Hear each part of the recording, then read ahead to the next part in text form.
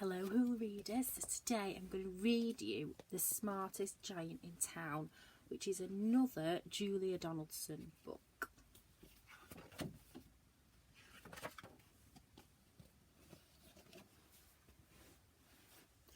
George was a giant, the scruffiest giant in town. He always wore the same pair of old brown sandals and the same old patched up gown. "I wish I wasn't the scruffiest giant in town," he said sadly. But one day, George noticed a new shop. It was full of the smartest clothes.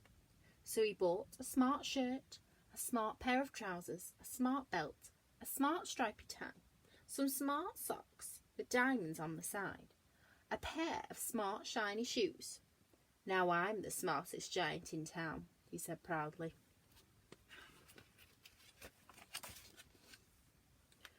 George left his old clothes behind in the shop. He was about to go home when he heard a sound. On the pavement stood a giraffe, who was sniffing sadly. "What's the matter?" asked George. "It's my neck," said the giraffe.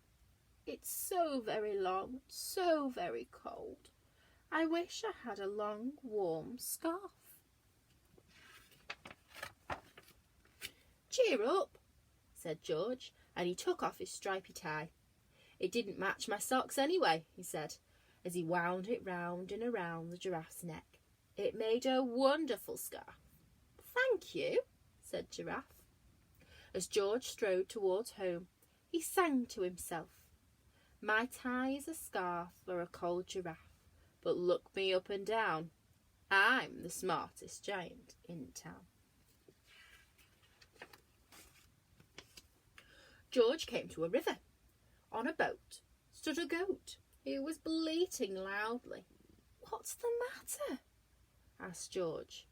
"It's my sail," said the goat. "It blew away in a storm. I wish I had a strong new sail for my boat." "Cheer up," said George, and he took off his new white shirt. "It kept coming untucked anyway," he said, and he tied it to the mast of the goat's boat. It made a magnificent sail. "Thank you," said the goat. George strode on, singing to himself, "My tie is a scarf for a cold giraffe. My shirt's on a boat as a sail for a goat. But look me up and down.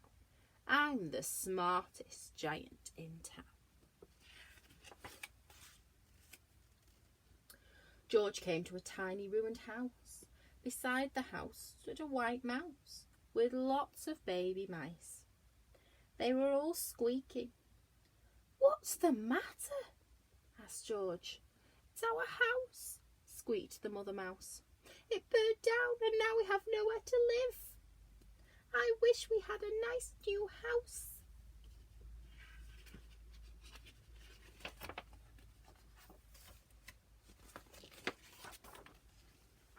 "Cheer up," said George as he took off one of his shiny shoes. "It was giving me blisters anyway," he said. As the mouse and her babies scrambled inside, the shoe made a perfect home for them. "Thank you," they squeaked. George had to hop along the road now, but he didn't mind. As he hopped, he sang to himself, "My tie is a scarf for a cold giraffe. My shirt on a boat as a sail for a goat. My shoe is a house for a little white mouse. But look me up and down. I'm the smartest giant in town." George came to a campsite. Beside a tent stood a fox who was crying. "What's the matter?" asked George. "It's my sleeping bag," said the fox. "I dropped it in a puddle. I wish I had somewhere warm and dry. A sleeping bag that was warm and dry."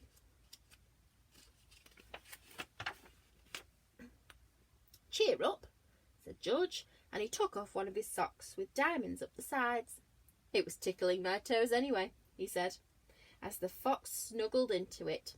It made a very fine sleeping bag. "Thank you," said the fox. George hopped on, singing to himself. My tie is a scarf for a cold giraffe. My shirt's on a boat as a sail for a goat. My shoe is a house for a little white mouse. One of my socks is a bed for a fox. But look me up and down, I'm the smartest giant in town. George came to a big squelchy bog. Beside the bog stood a dog who was howling. What's the matter? Asked George. It's this bog, said the dog. I need to get across, but I keep getting stuck in the mud. I wish there was a safe, dry path. Cheer up, said George as he took off his smart new belt. It was squishing my tummy anyway, he said, and he laid it down over the bog. It made an excellent path. Thank you, said the dog. The wind started to blow, but George didn't mind. He hopped on, singing to himself. My tie is a scarf for a cold giraffe. My shirt on a boat as a sail for a goat. My shoe is a house for a little white mouse. One of my socks is a bed for a fox. My belt helped a dog who was crossing a bog. But my trousers are falling down. I'm the coldest giant in town. Suddenly, George felt sad and shivery and not at all smart. He stood on one foot and thought, I'll have to go back to the shop and buy some more clothes, he decided. He turned around and hopped all the way back to the shop. But when he got there, it was closed.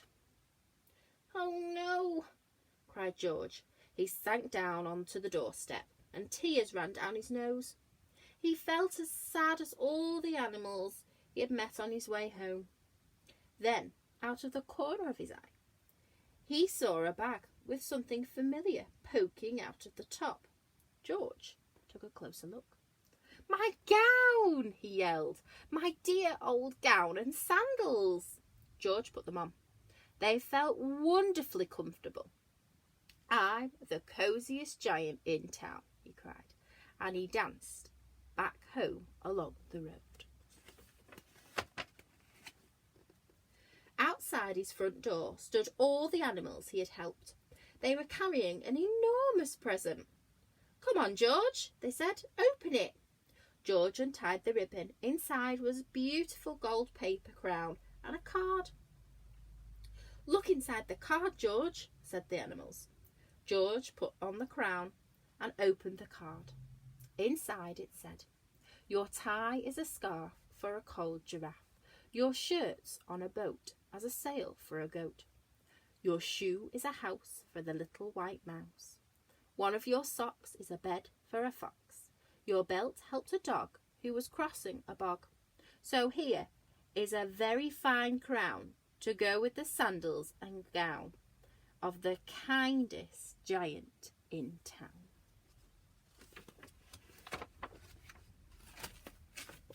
There we go. I think I'd rather be the kindest giant than the smartest giant, wouldn't you? I'll see you later.